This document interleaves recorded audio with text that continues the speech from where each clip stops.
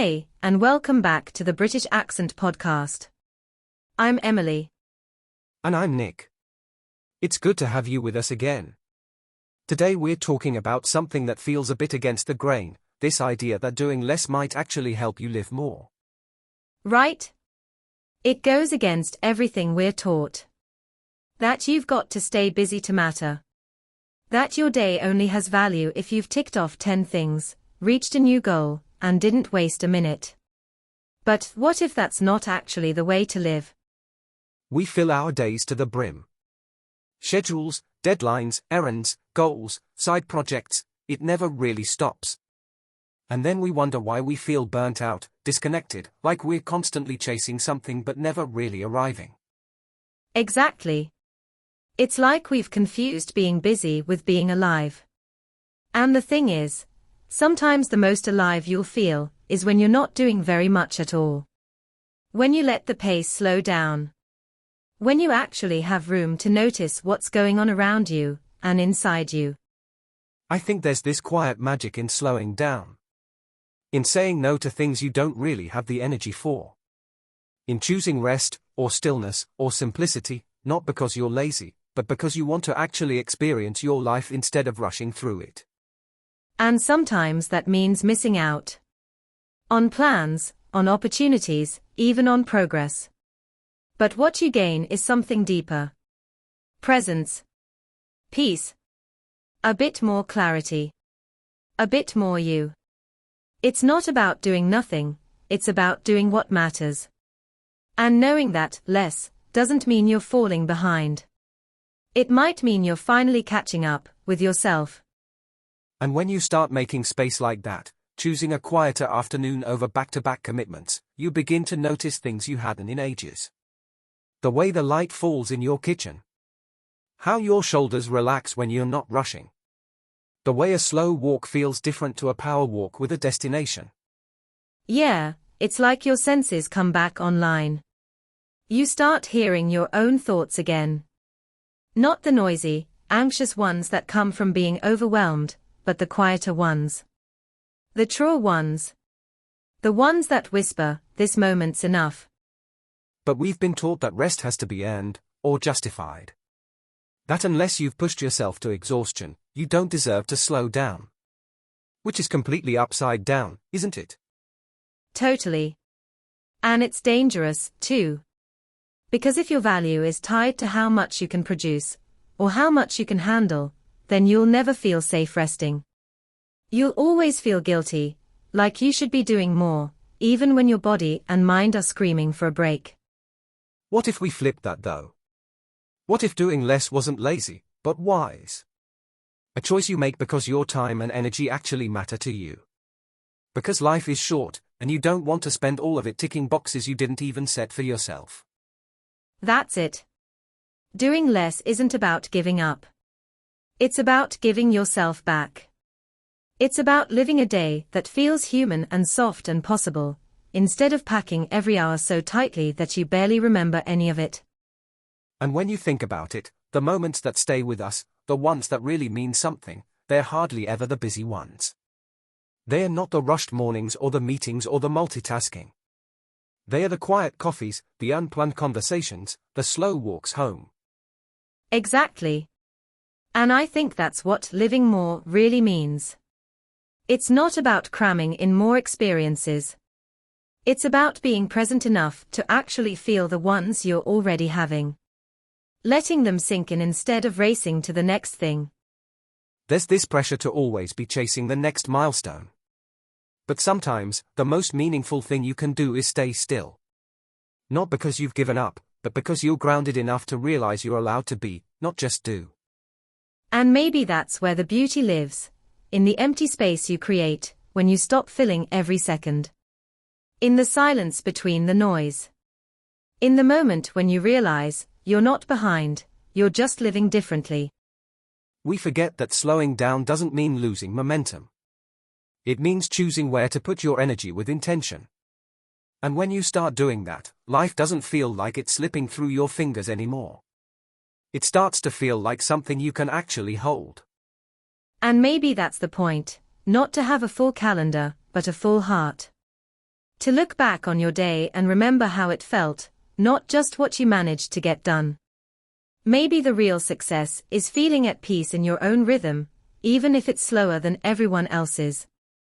There's this quiet confidence that comes when you stop measuring your life against someone else's pace. When you're not chasing, but choosing. Choosing fewer things. Better things. Things that nourish you instead of drain you. And it might not look impressive from the outside. It might not get praise or applause. But inside, it feels lighter, softer, more you.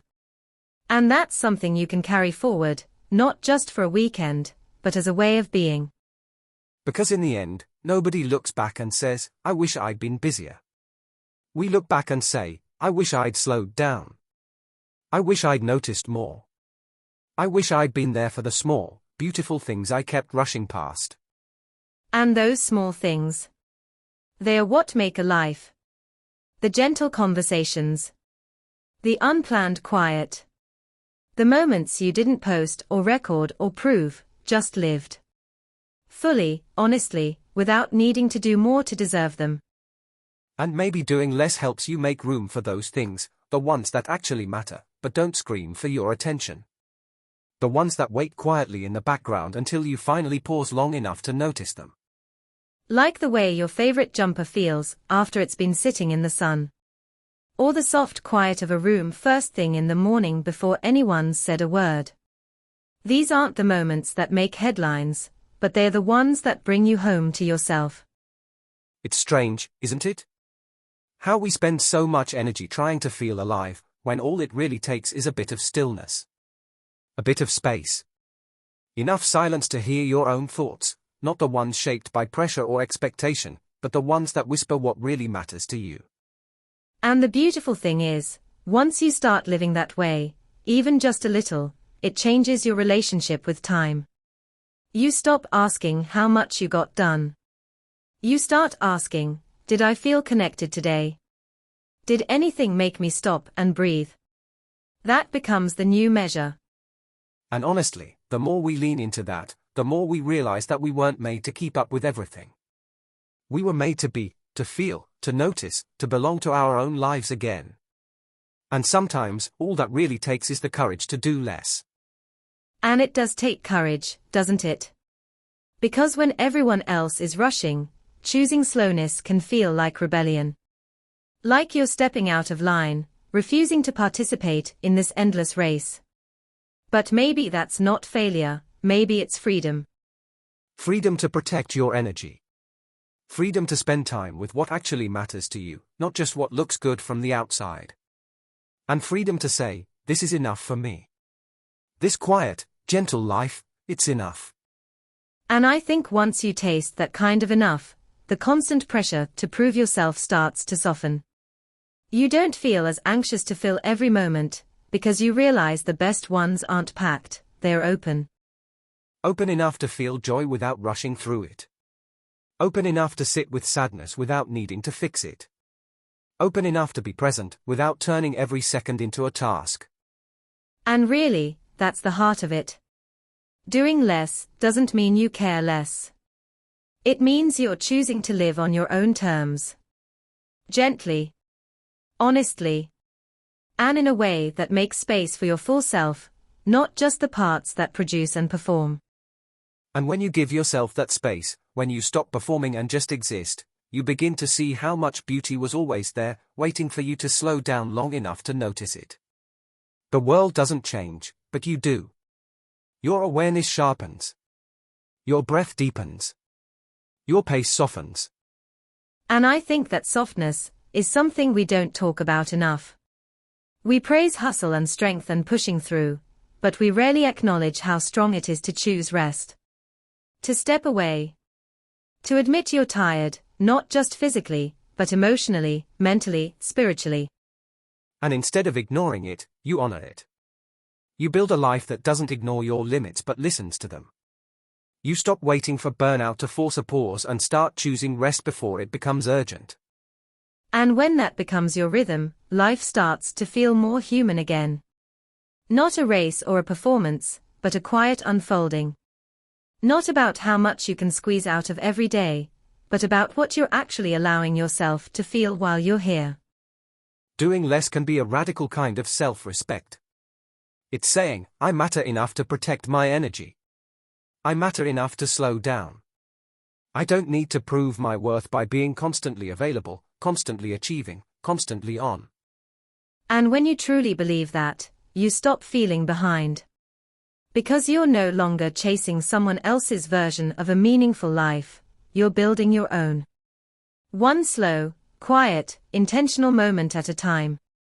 So if you've been feeling like you're not doing enough lately, maybe that's your cue to pause. Not to push harder, but to listen. Maybe what you need right now isn't more effort, but more space. Because doing less doesn't mean you're falling short.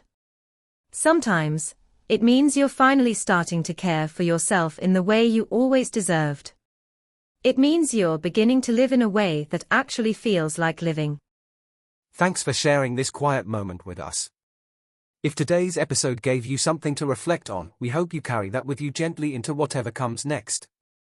This has been the British Accent Podcast.